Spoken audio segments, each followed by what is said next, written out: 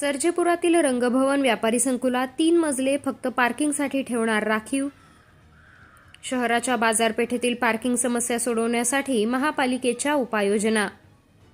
सर्जेपुरा येथील महानगरपालिकेचे रंगभवन व्यापारी संकुल पाडून त्या जागी व्यापारी संकुल, सांस्कृतिक भवन आणि पार्किंग व्यवस्था असलेले बहुमजली संकुल उभारण्यात येणार आहे. मध्य शहर आणि बाजारपेठेतील पार्किंग समस्या मार्गी लावण्यासाठी या संकुलात व्यवस्था करण्यात आली आहे. संकुलातील 3 मजल्यांवर 410 दुचाकी आणि 100 चारचाकी वाहनांसाठी पार्किंगची व्यवस्था करण्यात येणार आहे. त्यामुळे मध्य शहरातील आणि बाजारपेठेतील पार्किंगची समस्या दूर होण्यास मदत होणार असल्याची माहिती आयुक्त तथा प्रशासक यशवंत डांगे यांनी दिली आहे. सध्याच्या रंगभवन व्यापारी संकुलात तळमजल्यावर 18 गाळे आहेत.